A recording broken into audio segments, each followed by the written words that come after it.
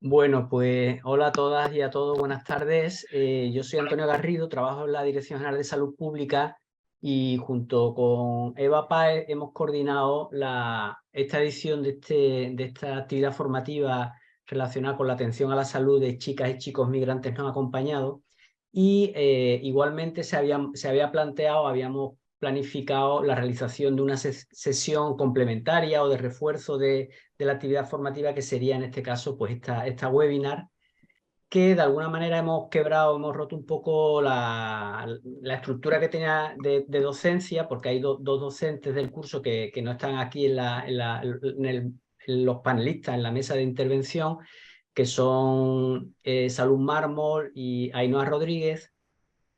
En todo caso, bueno, queríamos desde la Dirección General de Salud Pública y la Escuela Andaluza de Salud Pública, que coordinamos, trabajamos juntos esta red Sabia, pues hacer esta presentación, y hemos abierto un poco la actividad formativa hacia afuera de los alumnos y alumnas del curso. Hemos en esta ocasión contado con participantes o con la colaboración también tanto del Servicio de Protección de la Dirección General de Infancia como del Servicio de Inclusión Social, y bueno, siempre con el espíritu de generar un marco de comprensión y de percepción de la atención que estas chicas y chicos bajo un marco de derechos requieren, pues lo más diversa, lo más amplia posible. Nada más, esta webinar está planteada en una duración de unas 2 horas, la va a coordinar Mercedes Rivera, que a su vez es pediatra, es una de las docentes de la actividad formativa, y en su caso, bueno, tomaremos nota de algunas cuestiones que podáis aportar o preguntar en el chat, por si luego podemos proponer algún turno de contestación o de valoración de las cuestiones que aportéis. Nada, muchas gracias y cuando quieras, Mercedes. Hola, buenas tardes a todos.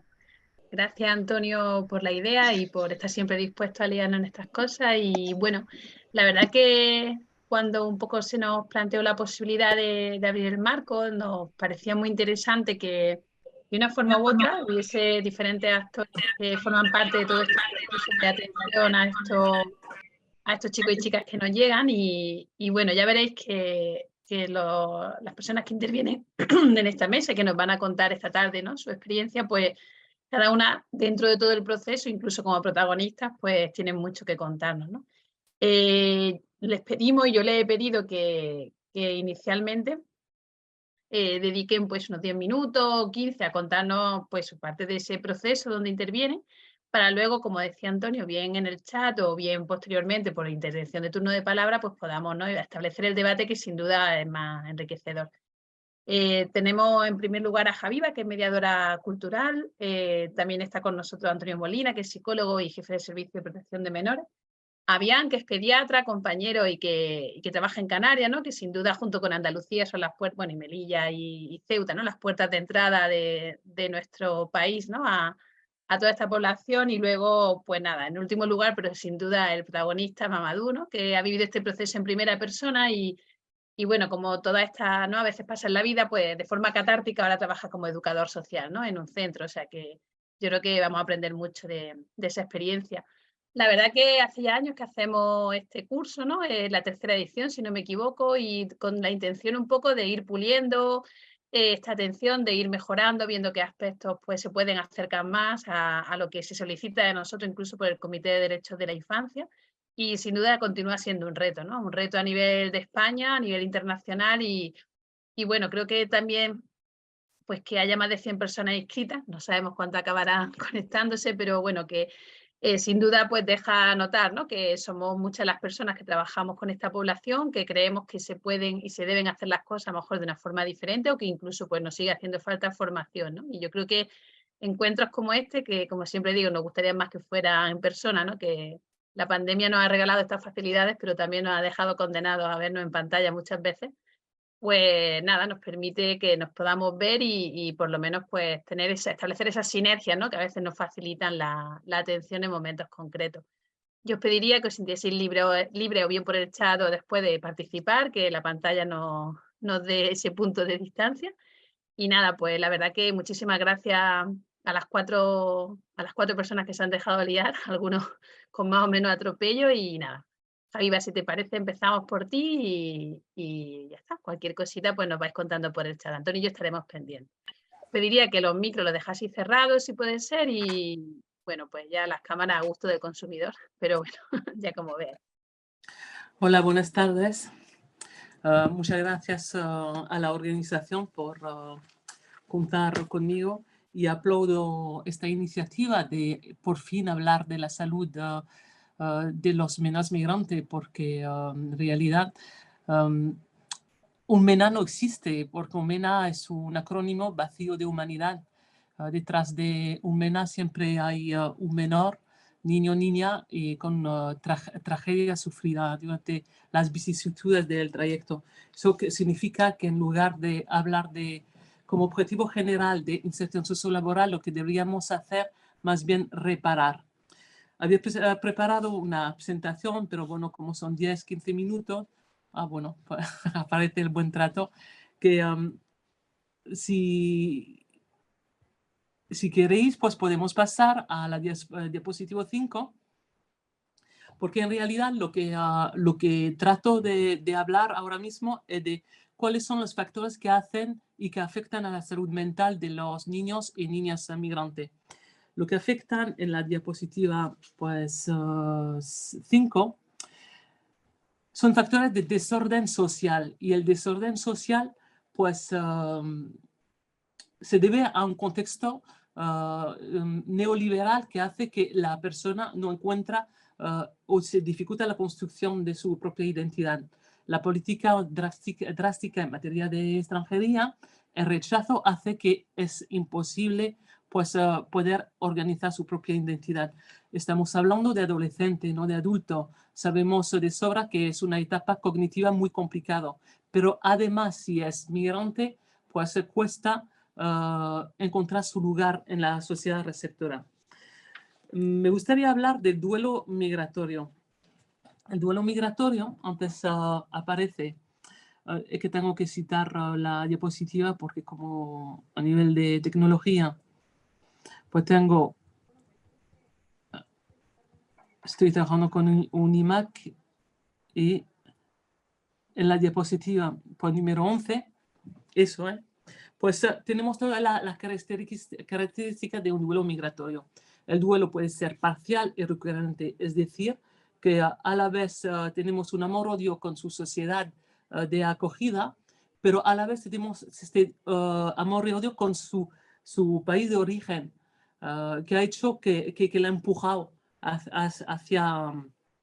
hacia el desconocido, en definitiva.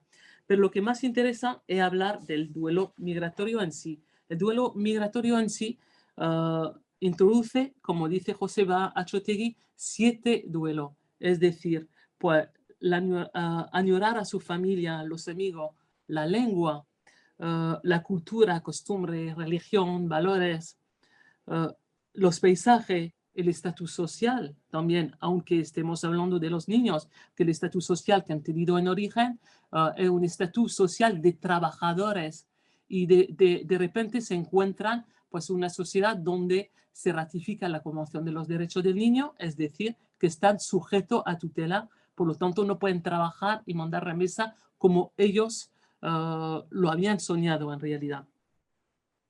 El contacto también con el grupo étnico, y muchas veces hemos tenido conflicto identitario, pero también conflicto entre otro grupo étnico.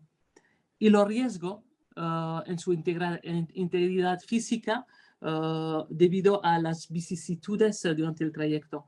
Yo cuando hablo de estas vicisitudes, hablo no solo de los chicos, pero también en especial de las niñas, por viajar solas, que en todo caso no son MENA, pero menores mal acompañados. Las vicisitudes significa abuso sexual durante el trayecto, significa por matrimonio forzoso, no solo en origen, pero también durante el trayecto. En definitiva, ¿de qué estamos hablando? No solo de trata de seres humanos, sino de esclavitud. Por lo tanto, tenemos que revertir e invertir los objetivos, es decir, que en lugar de hablar de inserción sociolaboral, sería bueno poder reparar las emociones y reparar los cuerpos de estos diminutos seres. porque yo no conozco al día de hoy, después de 20 años trabajando con menores migrantes, ninguna niña que no ha sido violada. Y pretendemos, cuando entra en un centro, que se inserte a nivel laboral, que en definitiva lo que estamos haciendo, el juego de los proxenetas, inserción sociolaboral sin reparación, conduce directamente a su primer lugar de socialización, que es la calle. Pasa lo mismo con todos los niños que han estado en situación de calle, que muchas veces los trastornos de conducta o del policonsumo de droga es debido también a uno de los duelos migratorios que no está hecho. La incapacidad de mandar remesas a su familia, magnificar también los sentimientos, es decir, que la madre se queja de migraña o lo que sea, pues se traduce en una ira o frustraciones en los chicos y chicas. No hay que olvidar pero eso no significa que la migración en sí es algo malo, porque en realidad está en nuestro ADN. Pero sí que la diferencia entre los menores que llegan actualmente y los estresores de la gente que llegaban en los años 70 es totalmente diferente. Los años 70 está marcado por una capacidad económico que favorece la introducción de estas personas del trabajo, pero sin embargo hoy en día estamos en plena exclusión social debido al paro y la crisis socioeconómica que sufren sobre todo los países de Europa. ¿Cómo se traduce en el rechazo de la persona migrante?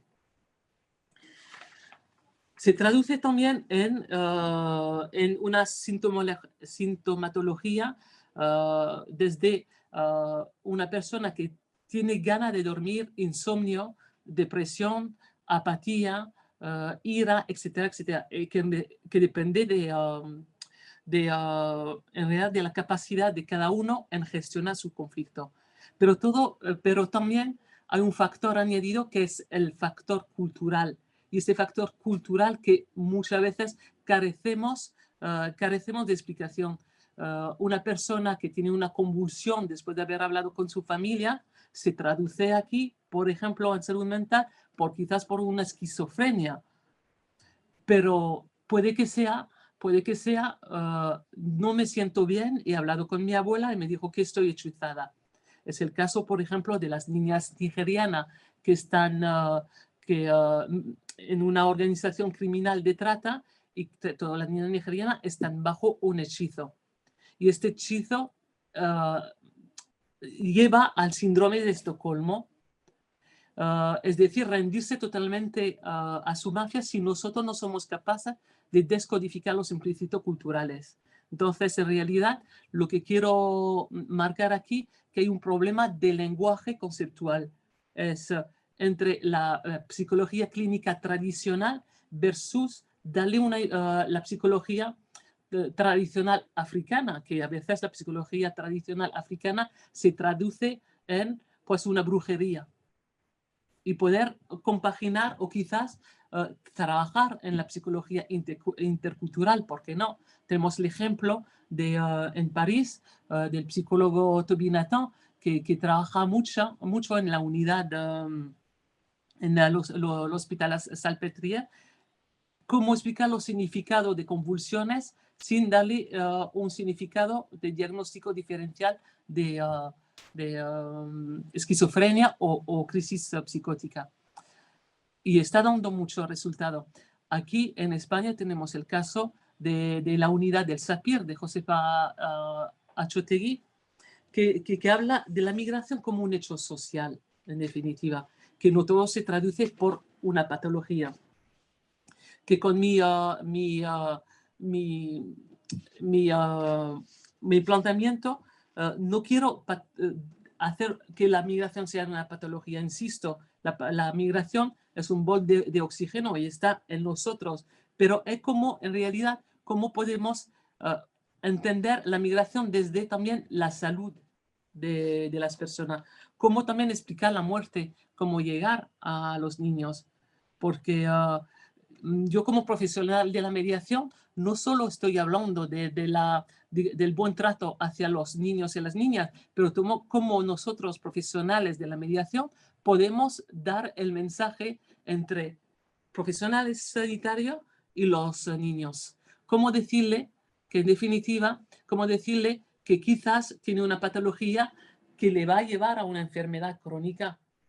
Yo he pasado por esta situación justo el año pasado. Tenía que explicarle a un niño que entraba en paliativo. Lo que carecemos en realidad en el buen trato no solo es dar una respuesta a los chicos a través de su entender desde la antropología, pero también una formación a los profesionales que trabajan directamente con los niños y niñas migrantes. Y me pregunto en realidad, ¿cómo puede ser que migrar hoy resulta tan terrible para tanta gente hasta tal punto que le afecte en su salud mental? Y eso es la pregunta que me hago. Sí, en realidad a nivel general nos cuesta hablar de salud mental, porque ¿cómo podemos introducir el tema de salud mental y hablar de la salud mental con niños que lo niegan? Porque la salud mental en África está muy relacionada desde, como decía antes, desde la antropología y diversidad cultural, es decir, desde la brujería. ¿Cómo hacer entender a estos niños que en definitiva cuando hablamos, y a estas niñas cuando hablamos de salud mental, no estamos hablando de locura? Porque cuando muchas veces he tocado este tema con los niños y la niña, la contrapregunta era, pero si yo no estoy loco.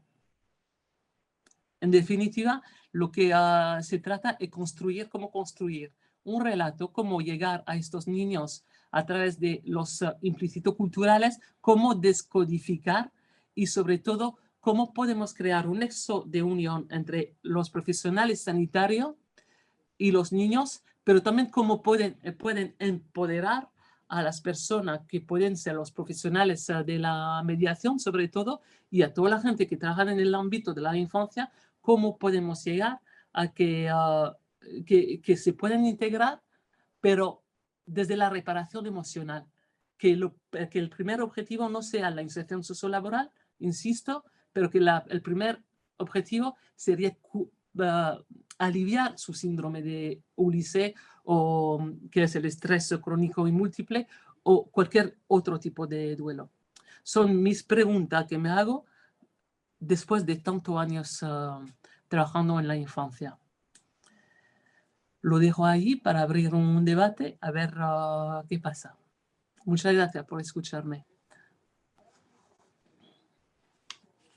Muchas gracias a ti, Javiva.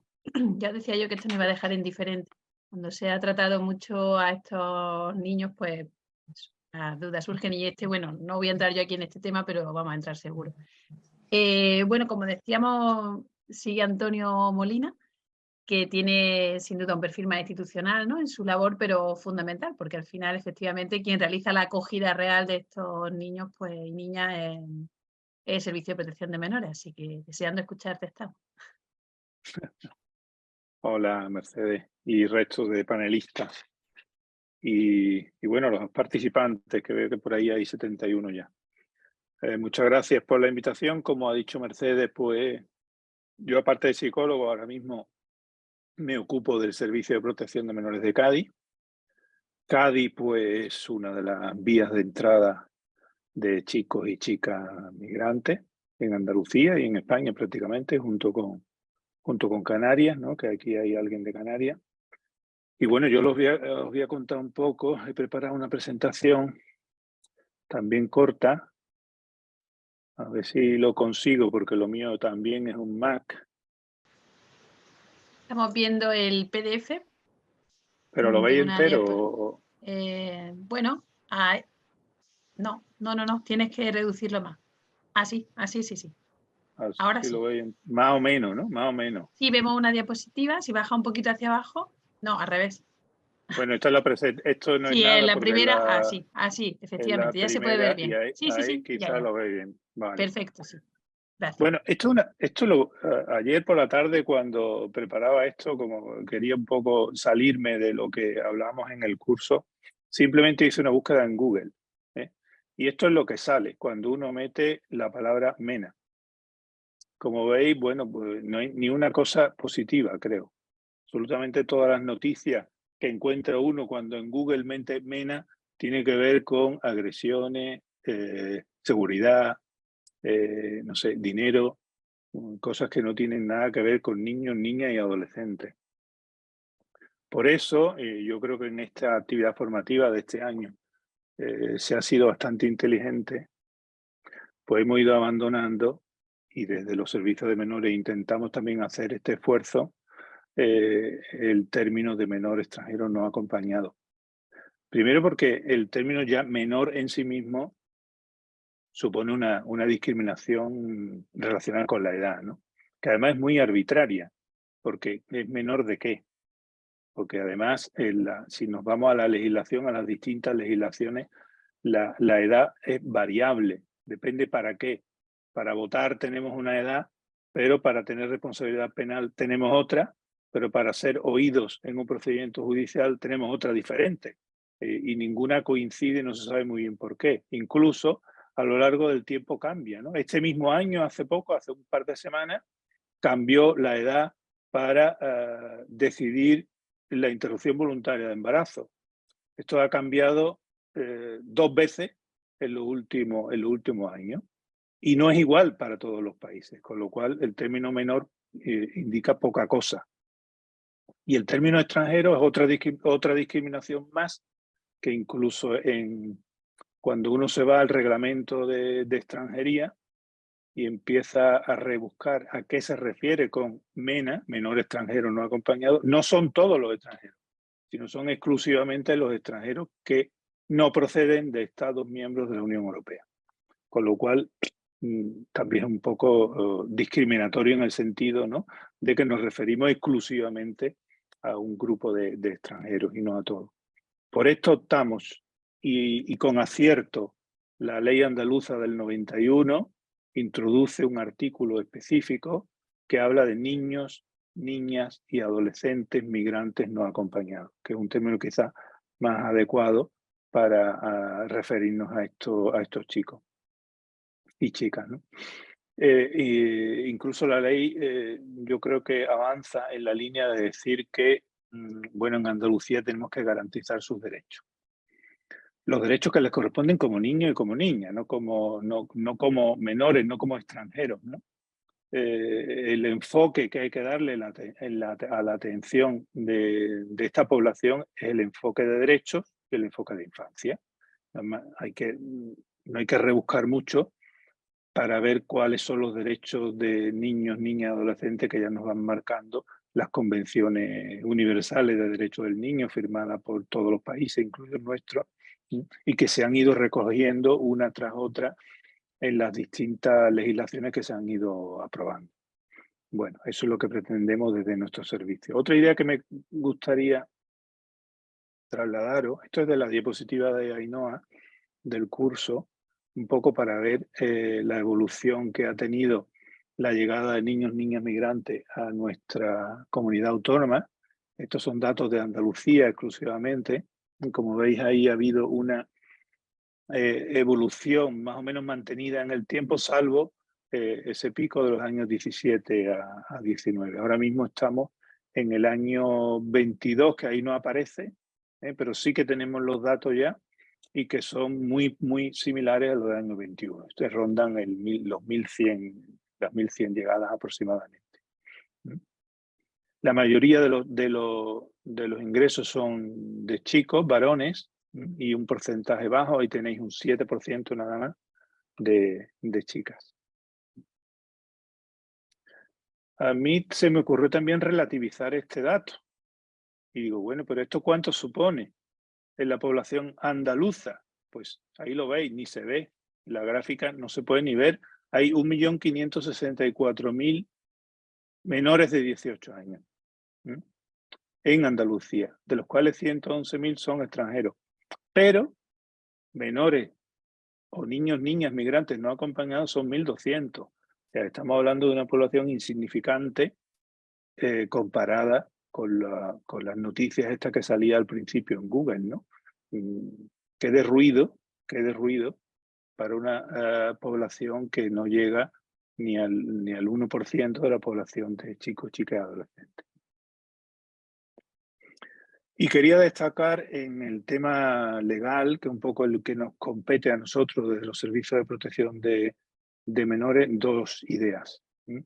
La primera, una importante modificación que hubo en torno a la residencia, que va de nuevo en la línea de garantizar derechos, y es la que tiene que ver con la residencia de los chicos que han sido tutelados por nosotros, ¿no? por la Junta de Andalucía en este caso. Ni siquiera es necesaria la tutela, porque ya la propia ley te está diciendo que es regular la residencia de todos los menores que son atendidos en el sistema de protección. En nuestro caso, el procedimiento de tutela es más o menos rápido, pero ni siquiera es necesaria esa tutela cuando vamos a solicitar los permisos de residencia. Las novedades en este ámbito han tenido que ver con la garantía después o la habilitación después para que a partir de los 16 años estos permisos de residencia garanticen la inserción, de manera que estos chicos puedan trabajar normalmente y que no se le corte ese permiso de residencia y trabajo cuando terminan su mayoría de edad, sino que pueden continuar renovándolo posteriormente. Y en el ámbito de derecho de infancia, ya os he dicho antes lo que incluía la ley 421 de Andalucía, que consideraba que los niños y niñas migrantes no acompañados bajo la protección de la Junta podrían tener los mismos derechos que el resto de niños y niñas. Pero vamos un poco más allá. Y cuando la ley andaluza se refiere a niños y niñas tutelados, entre los cuales están estos chicos y chicas, habla de trato preferente en las distintas atenciones que se le deben dar. En la atención sanitaria, en la atención educativa, en la preparación para la vida independiente, en el seguimiento que se hace después de la mayoría de edad y en la atención psicoterapéutica. Parece muy interesante lo que ha dicho antes Javiva. Muchas veces nos centramos mucho cuando hablamos de esta población, cuando hablamos de estos chicos y chicas, en su inserción sociolaboral, ¿no? Pero nos olvidamos de que vienen muchos de ellos de procesos migratorios que son traumáticos y que necesitan de reparación. El tema de la reparación, la verdad, de la reparación de los daños, de la reparación de los daños emocionales, de la reparación del trauma, lleva poco tiempo funcionando o introduciéndose dentro del sistema de protección. Afortunadamente contamos hoy día con más recursos para esto, incluso con programas específicos para atención psicoterapéutica y donde se pueden incluir, de hecho se están incluyendo ya, algunos de los chicos que vienen de procesos migratorios duros y con daños muy, muy potentes, con chicas víctimas de trata, con chicos o chicas que han sufrido violencia sexual en esos trayectos, etc. Quizás se ha introducido tarde, es cierto, pero al menos se ha introducido. Y nos queda mucho recorrido todavía por aquí. ¿Qué actuaciones hacemos desde los servicios de protección de menores cuando nos llega un chico? Pues lo primero es la atención inmediata y la protección. La segunda parte tiene que ver con la documentación, pasaporte, la tutela, permiso de residencia de trabajo, protección internacional en caso de que se detecten casos de posibilidades de asilo, ¿no? de que sean considerados personas refugiadas, y de detección de situaciones de trata. Esto se está trabajando mucho en los centros de primerísima atención, de primerísima acogida, a través de organizaciones como ACNUR o como Save the Children, donde se está haciendo un esfuerzo formativo al personal educativo bastante potente. Una segunda área que tiene que ver con la formación y con la capacitación de estos chicos, y una tercera área que tiene que ver con la inserción. Esto básicamente es lo que se está trabajando.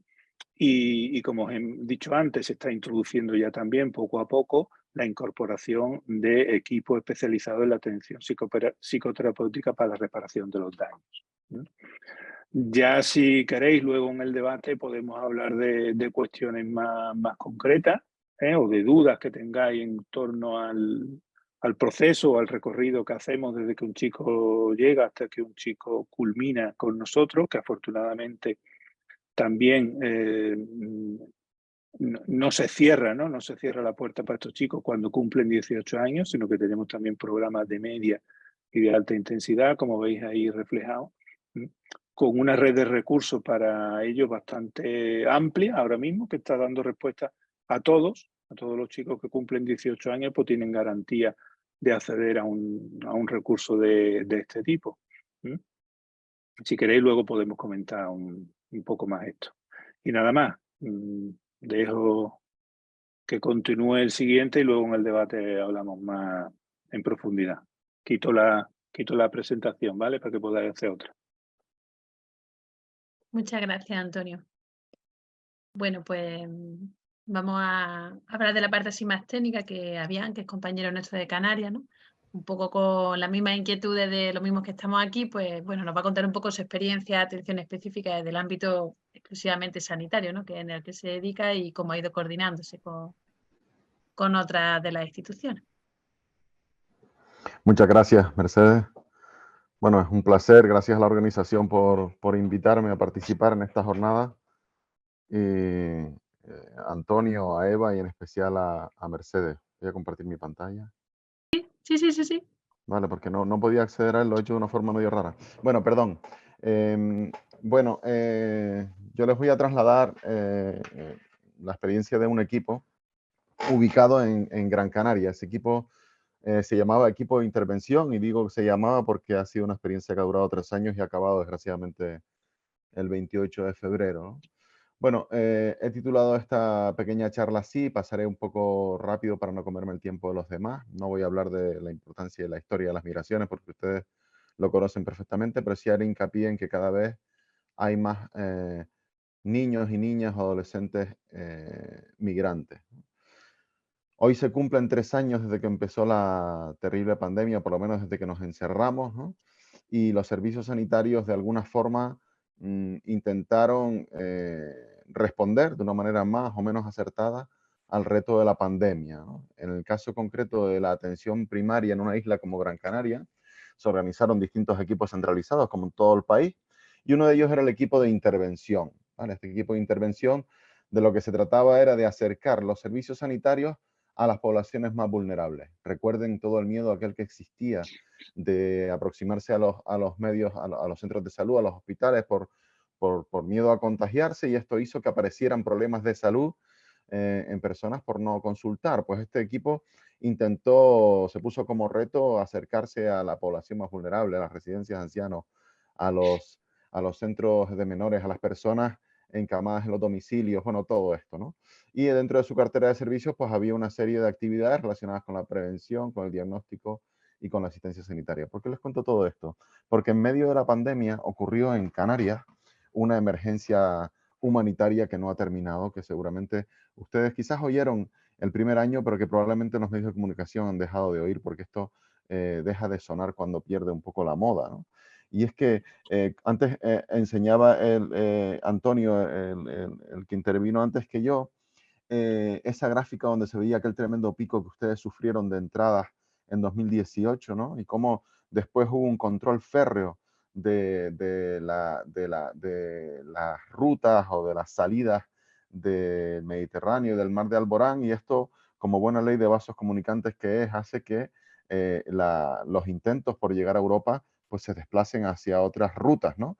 Y aquí lo vemos muy claramente. Fíjense, el año 2020 las entradas de forma irregular a España fueron 40.000, un aumento del 53% con respecto al año anterior, pero si nos fijamos, este aumento no se produjo en la península y en las Islas Baleares, donde hubo incluso una disminución de hasta un cuarto, ¿no?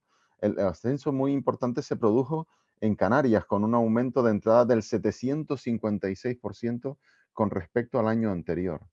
Esto, como decía, supuso absolutamente un reto a todos los niveles, ¿no? Y aquí se ve muy bien cómo hubo ese pico en 2020, porque después en 2021 se mantuvo de una forma no tan acusada, más repartida durante todo el año, para llegar también en torno a las 20.000 personas llegadas al final de ese año, 16.000 al final de 2022, ¿no? Ustedes saben perfectamente mejor que yo que todo esto es consecuencia a que uno no se puede mover libremente por el mundo si nace en el hemisferio sur, ¿no? Está todo vinculado a la pertenencia, a la posesión de un visado, ¿no?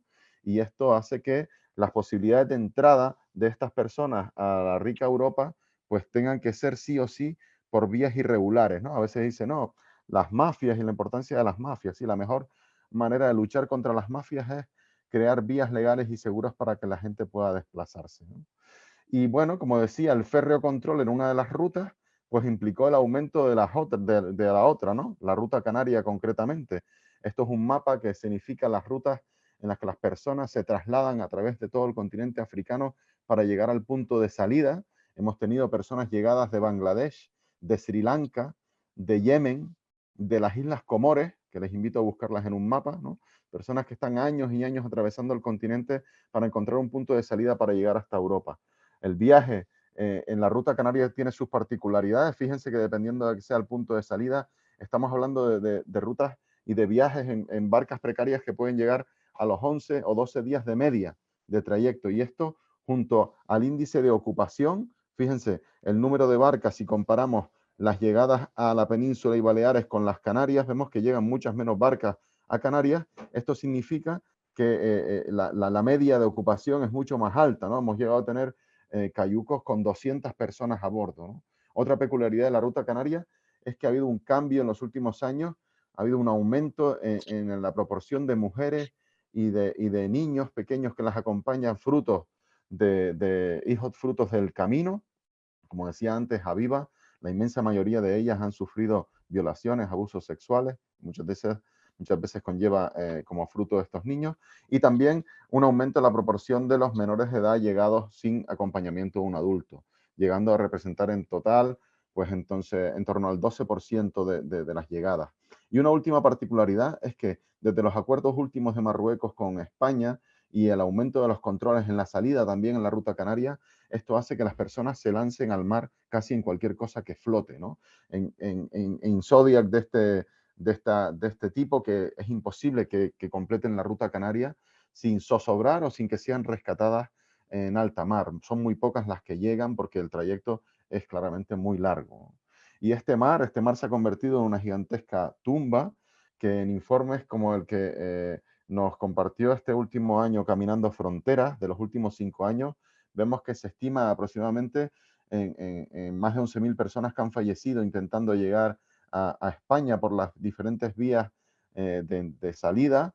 Y si nos fijamos en la ruta canaria, esta es la más mortífera de todas, ¿no?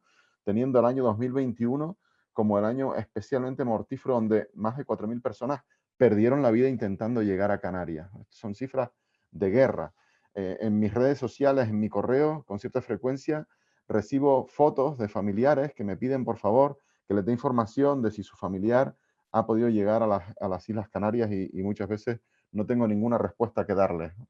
Porque además las personas cuando logran llegar a nuestras costas, estas son imágenes reales de la acogida que le dimos en Canarias desde el año 2020. Fíjense, esto es un muelle, el muelle de Arguineguín, donde se llegaron a alopar más de 2.500 personas y permanecieron allí más de 2 semanas a la intemperie, porque el sistema de acogida canario no estaba preparado para acoger tantas personas. Fíjense, estos son menores no acompañados que una organización los puso en un camping. Esto es una nave del puerto, una nave del muelle donde las personas se hacinaban tiradas en el suelo sin la posibilidad de asearse durante días o semanas, o en un terrero de lucha canaria tirados en las gradas después de haber estado más de 10 días en una travesía en alta mar, ¿no? Esta es la acogida, el modelo de acogido que le dimos aquí en Gran Canaria, Canarias, España, Europa, siglo XXI, a miles de personas, manteniéndolos ahí en un muelle. Fíjense, las carpas de Cruz Roja ya no daban abasto. Estas personas pasaban noche y día a la intemperie durante días, ¿no? Comiendo bocadillos y compartiéndose garrafas de agua. Esta línea aquí es el gran control que había de COVID. Estas personas eran COVID positivos y estaban, como ven ustedes, perfectamente separadas del resto, ¿no? Esto tan denigrante no quiero que se nos olvide, ¿no? Y de aquí hago una denuncia porque nadie ha pagado por este modelo de acogida. Nadie ha sido responsable, ¿no? La Gerencia de Atención Primaria de Gran Canaria pudo haberse puesto de perfil, pero en este caso cogió el toro por los cuernos y aumentó dentro de este equipo de intervención la cartera de servicios para dar asistencia también a esta población, ¿no? Teníamos, entre comillas, la excusa de que teníamos que hacer cribado PCR de coronavirus a todos, y esto nos permitió darles tarjeta sanitaria a todos los llegados y poder hacer una continuidad de cribado, una continuidad de asistencia sanitaria al menos a los que tenían problemas más importantes, ¿no? La atención comenzaba en el rescate, el centro coordinador, Salvamento Marítimo 112 se coordinaban, la asistencia en el muelle se hacía un primer triaje sanitario a cargo de Cruz Roja y el Servicio de Urgencias Canario, donde se trasladaban a los hospitales a las personas más graves, y después pasaban al Centro de Atención Temporal de Extranjeros, donde ya empezaba nuestra intervención, dábamos una primera asistencia sanitaria aquí, que después se continuaba con los centros de acogida, en nuestro caso de menores y de unidades familiares, ¿no? Estas eran las condiciones iniciales de este CATE, fíjense, unas tiendas de lona aportadas por el ejército, con baños químicos y sin la posibilidad de asearse.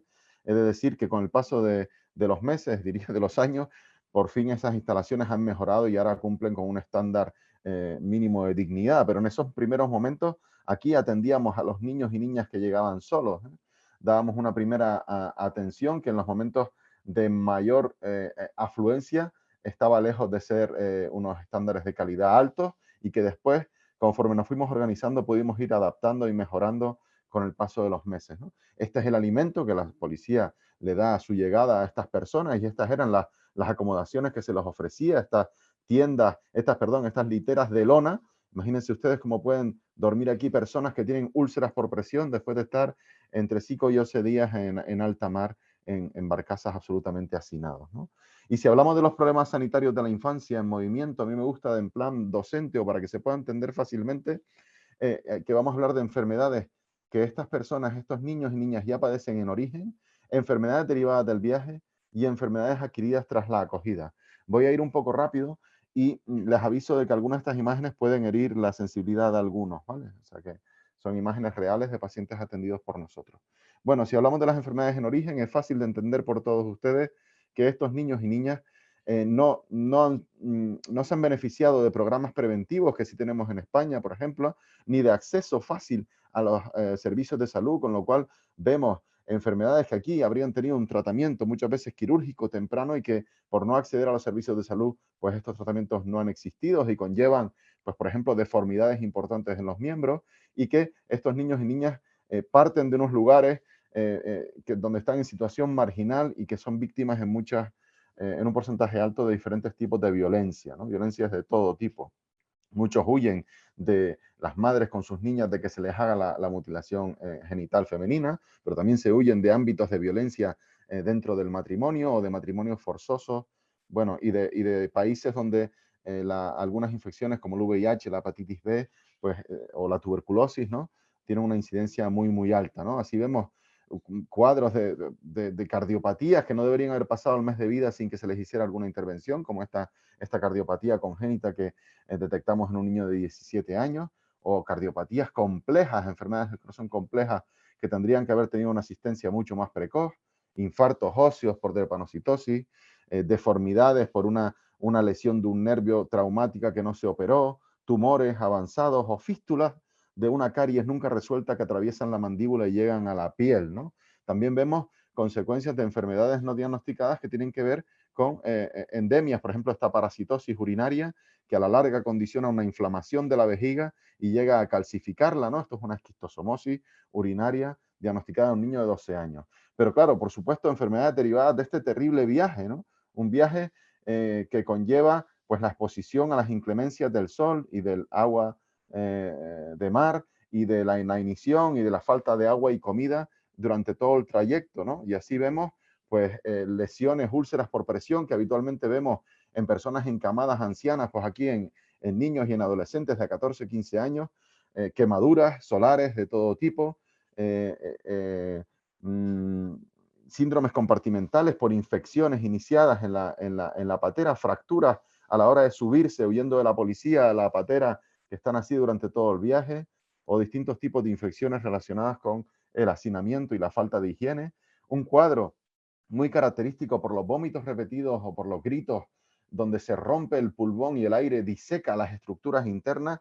Esto es un neumomediastino del que vemos con cierta frecuencia en los recién llegados, o las infecciones relacionadas con el ambiente infecto que hay en el bote, en el fondo del bote donde se mezcla el agua salada con gasolina, con excretas, con vómitos o con restos de comida. Esto selecciona una serie de microorganismos específicos que condicionan la aparición de infecciones que inicialmente son pequeñas lesiones que podríamos hacer pensar que no se van a complicar, pero que si no se detectan pronto y no se tratan, pueden llegar a producirse amputaciones de miembros, ¿no? O infecciones diseminadas en niños más pequeños donde se juntan la infección con las condiciones de tener que beber agua de mar por llevar 4 o 5 días sin beber agua, llegando a haber parámetros analíticos que vemos incompatibles con la vida, ¿no?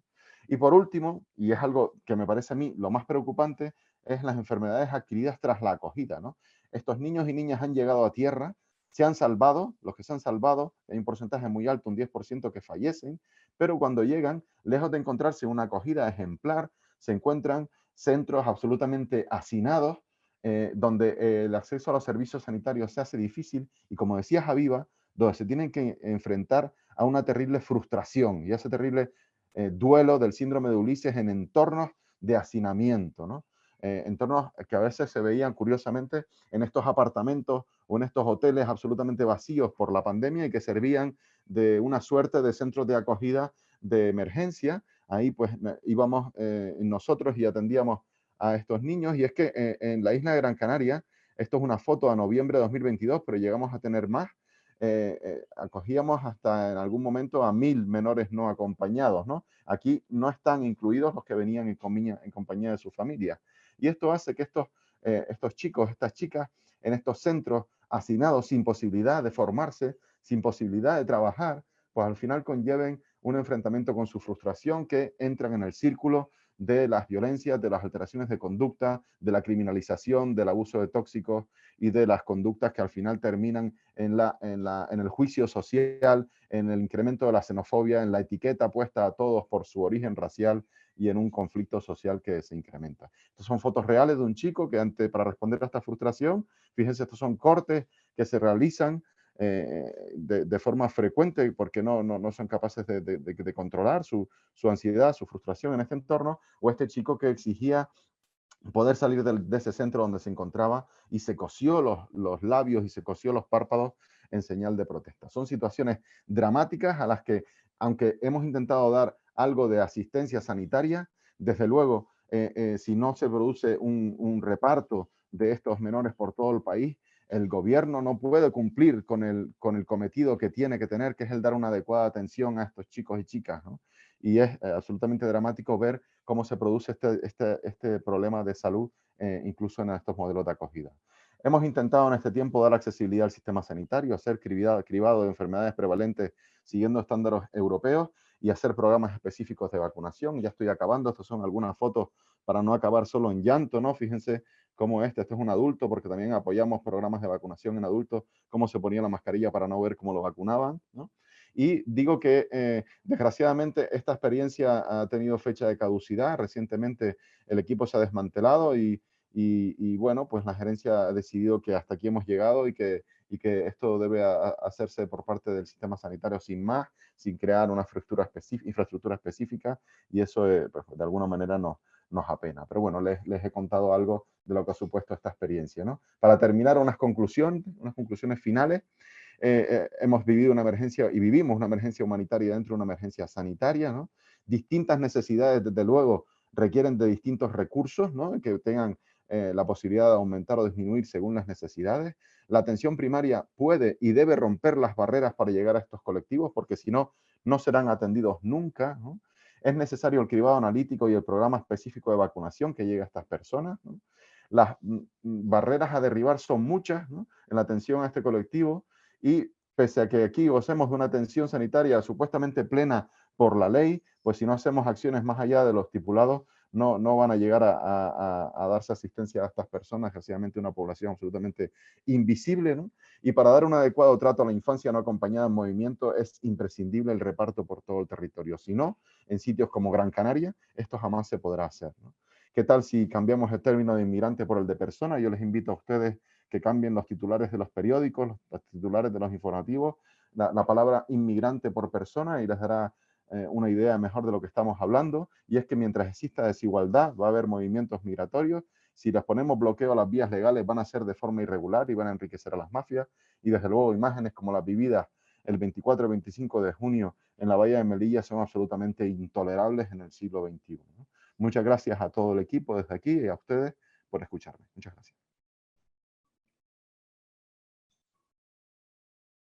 Muchas gracias, Avian, porque sin duda, bueno, pues cuando uno ve ciertas cosas o las vive, ya no puede renunciar a la denuncia de las mismas, ¿no? Darle voz a los que no tienen y hablar de inequidades en salud, ¿no? Que tenemos una salud muy igualitaria, pero poco equitativa, ¿no?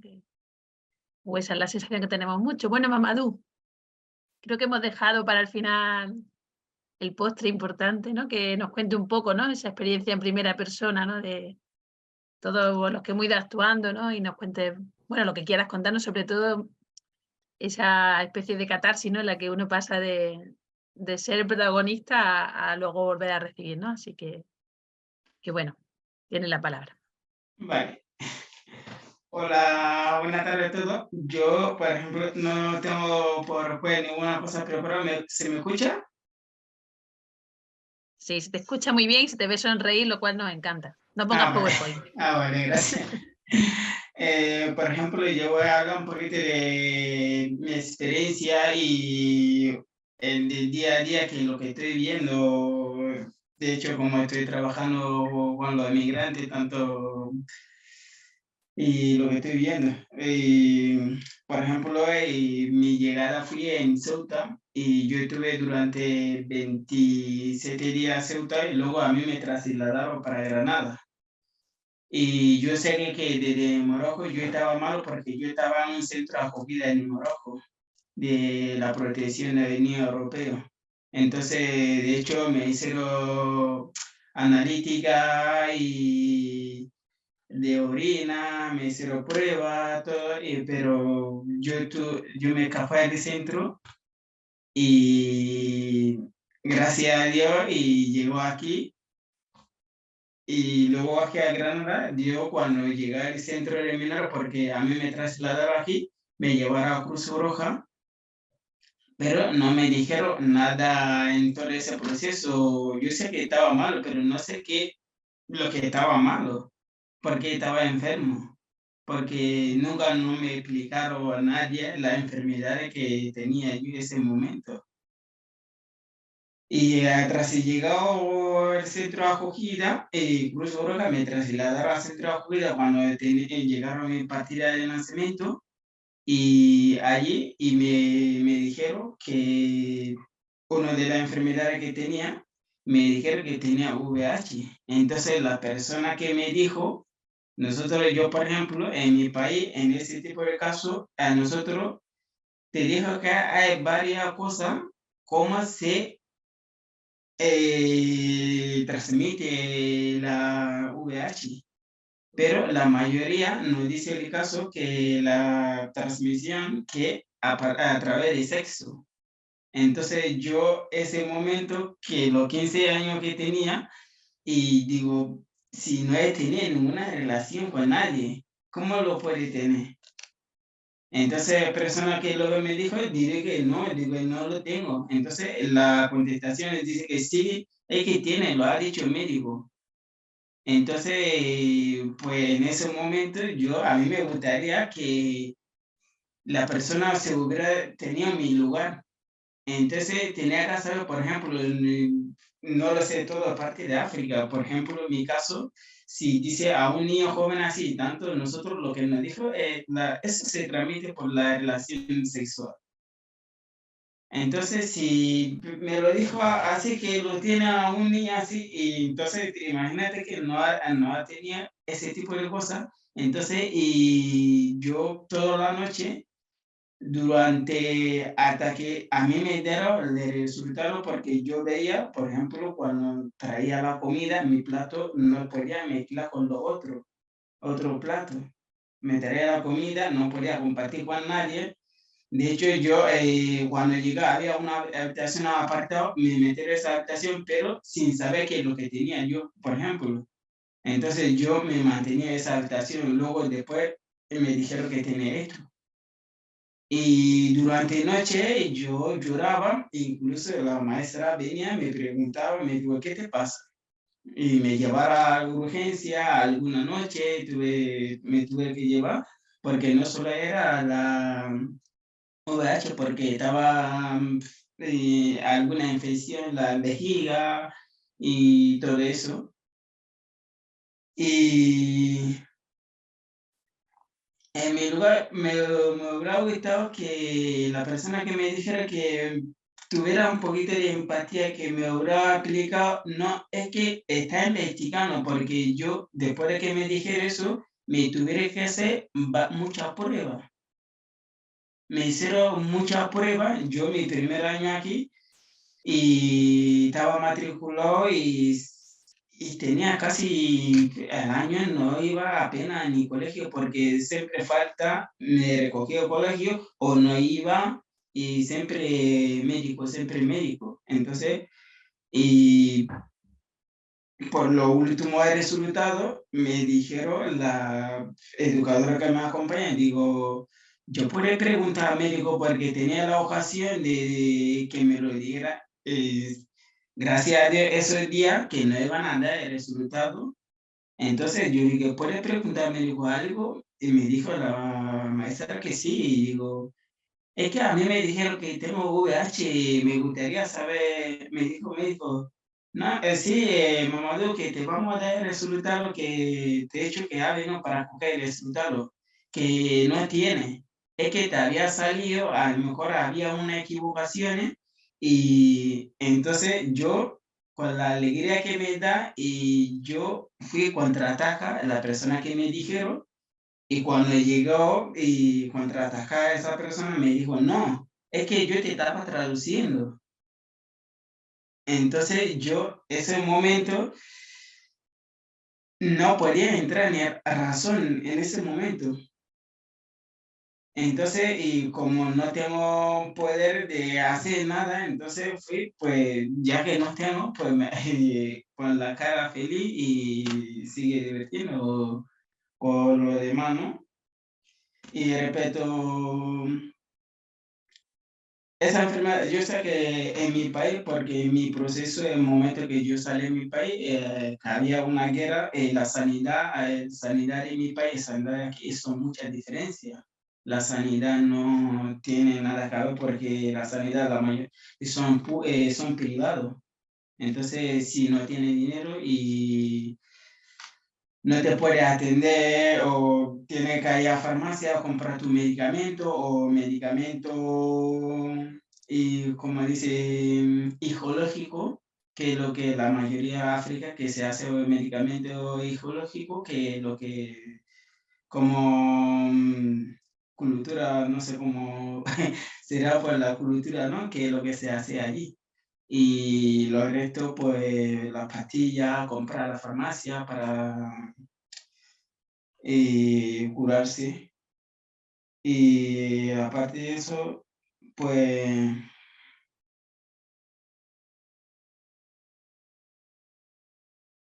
claro, tras y todo eso, repito que yo lo que estoy viendo hoy en día, y ya que estoy trabajando también parte de la inmigración, entonces, y lo que estoy viendo día a día, y los niños que llegan, y por ejemplo, hay muchas veces que nosotros cuando llegamos y estamos la mente muy cerrado y no nos cuesta mucho, y aunque vosotros no lo creáis, entonces a veces intentamos hacer cariño con la persona en ese momento y nos cuesta mucho porque la distancia que tenemos con nuestra familia, porque resulta, por ejemplo, nosotros, la imaginación, tú lo que te han dicho y lo que estás viviendo en ese momento.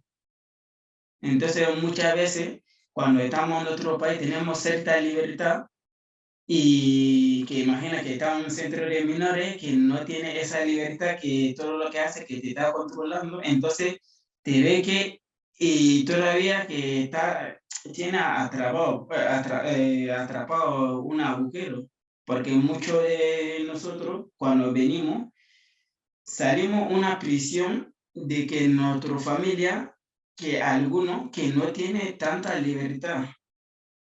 Hay gente que tiene cierta libertad, hay gente que no tiene esa cierta libertad. Entonces, cuando llega y nos metemos en el centro de menores, por eso muchas veces viene una autoelección. Cuando un niño que está en su país, que tiene cierta libertad, que come, está todo el día en la calle, ni no lo pregunta el padre dónde se va a meter el niño. Entonces, cuando se llega, está en un centro de menores y se sienta presionado, entonces, y lo mucho que los educadores intentamos intervenir, digamos lo que digamos, el niño no va a entrar a razón, porque todo lo que dice le entra a uno, la oreja sale por otro lado, porque no quiere entender, no quiere razonar, porque él quiere esa libertad. Entonces, lo uno que puede hacer y dedicarle su tiempo, para que el niño puede reflexionar. Entonces, cuando diga que salga y ese momento, no que salga con la suya. Y puede dejar y luego después puede entrar con la razón porque el momento y son muy violentos. Si no lo deja, romperá algo y empezará a autolesionarse en ese caso. Y pues no me queda más otra cosa más y simplemente tenía eso un poquito preparado para ustedes. Muchas gracias. Muchas gracias a ti, Mamadou. Y bueno, es un reflejo, ¿no? de esa descodificar, ¿no? esos códigos culturales, ¿no? Que cuando tenemos la atención a personas de otros países, ¿no? Pues también, ¿no? Cuando creemos que damos un diagnóstico a alguien que nos entiende, ¿no? Un poco nos tiene que hacer reflexionar, ¿no? A los que somos técnicos, ¿no? Y ya sea por ser sanitarios, psicólogos y educadores, ¿no? Sí. Y qué suerte tienen tus niños, ¿no? Que tienen como educador social a alguien que empatiza absolutamente con la situación porque ha pasado por ella, ¿no? Eso es todo un logro. Sí. Bueno, pues muchísimas gracias. Te están dando las gracias por el chat, Mamadou. Solo a ti te lo han dado, o sea que Gracias. ha emocionado a la asistencia.